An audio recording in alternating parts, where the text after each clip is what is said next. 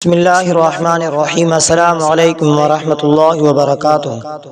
معزز سامعین اکرام، آج میں آپ کی خدمت میں حاضر ہوا ہوں سحری کے فضائل کے بارے میں۔ سحری رمضان کے مہینے میں ایک خاص عبادت ہے جس کے بے شمار فضائل اور فوائد ہیں۔ قرآن و حدیث میں سحری کی اہمیت کو بہت زیادہ بیان کیا گیا ہے۔ یہاں کچھ اہم فضائل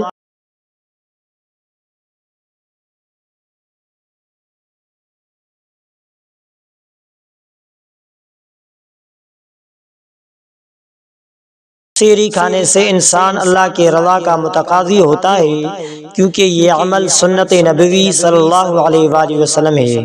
حدیث میں آتا ہے کہ سحری کھاؤ کیونکہ سحری میں برکت ہے۔ سحری سے روزے کو سہولت ملتی ہے اور روزہ رکھنا انسان کے صبر اور تقوی کو بڑھاتا ہے۔ سحری کے ذریعے انسان زیادہ طاقتور اور توانائی محسوس کرتا ہے تاکہ پورے دن کے روزے کو بہتر طریقے سے گزار سکے۔ سحری کا اہتمام کرنے والا شخص اللہ کے رضا کے لیے ایک بہترین عمل کرتا ہے اور یہ عمل آخرت میں اس کے لیے انعامات کا باعث بنے گا۔ حضرت عائشہ صدیقہ رضی اللہ تعالی عنہا فرماتی ہے کہ ہمیں سحری کی ترغیب دی گئی ہے اور اس سے روزے کا اہتمام ہوتا ہے۔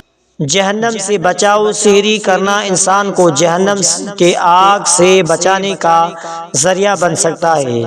اس کا ذکر ایک حدیث میں یوں آیا ہے کہ سحری کھانے میں برکت ہے اور سحری کھاؤ کیونکہ اللہ کی طرف سے اس میں بہت سی برکتیں ہیں۔ سحری کھانے سے جسمانی قوت بڑھتی ہے اور یہ انسان کو پورے دن کے روزے کے دوران تھکن یا کمزوری سے بچاتا ہے۔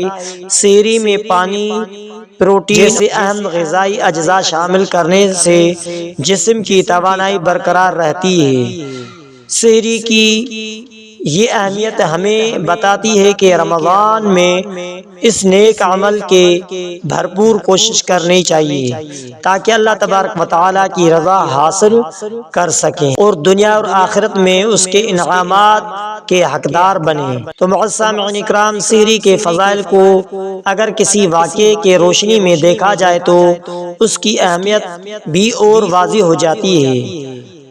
سحری میں برکت ہے۔ صحابہ رضی اللہ تعالیٰ مجمعین کا واقعہ اور طرز عمل یہ ہے کہ حضرت انس بن مالک رضی اللہ تعالیٰ عنہ روایت کرتے ہیں کہ رسول اللہ صلی اللہ علیہ وآلہ وسلم نے فرمایا، سحری کھایا کرو کیونکہ سحری میں برکت ہے۔ حضرت انس رضی اللہ تعالیٰ عنہ فرماتے ہیں کہ صحابہ رضی اللہ تعالیٰ مجمعین سحری کا اہتمام کرتے تھے، خواہ چند کھجوریں ہی کیوں نہ ہو۔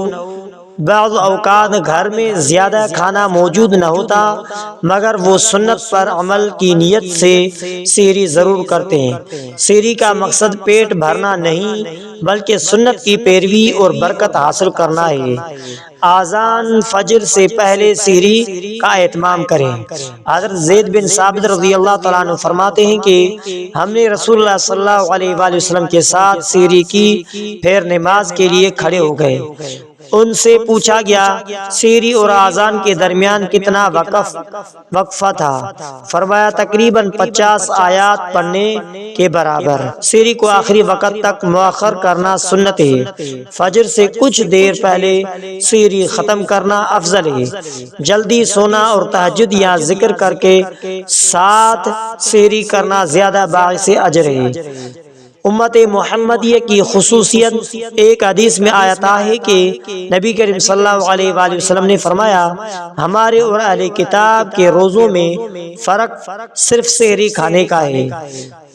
سحری امت مسلمہ کی ایک نمایاں پہچان ہے۔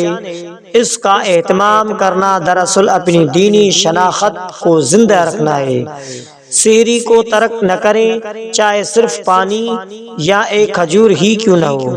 سحری آخری وقت میں کریں۔ سحری کے وقت دعا، استغفار اور تہجد کا اہتمام کریں، یہ قبولیت کی گھڑی ہے۔ یہ عمل سنت کی پیروی اور اللہ کی رضا کے لیے ہے۔ یا اللہ، یہ سحری تیری رضا اور سنت رسول کی اتباع کے لیے ہے۔ تو معزز سامعین اکرام، سحری ضروری کیا کرو کیونکہ آپ علیہ الصلوۃ والسلام کا طرز عمل ہے اور سنت بھی ہے۔ سنت کو زندہ کرنا ایک باعث برکت بھی بن جاتی ہے۔ اور جسم کے لیے توانائی بھی بن جاتا ہے، اسی لیے سحری کرنا ضروری ہے۔ تو معزز سامعین اکرام، آخر میں آپ سے ریکویسٹ ہے کہ اگر آپ نے ہمارے اسلامک وظائف ٹی وی چینل کو سبسکرائب نہیں کیا ہے تو آپ ہمارے اسلامک وظائف ٹی وی چینل کو سبسکرائب کر لیجئے اور بیل آئیکن والے بٹن پر کلک کرے، ہو سکے تو اس ویڈیو کو صدقہ جاریہ سمجھ کر شیئر کرنا مت بھولیے۔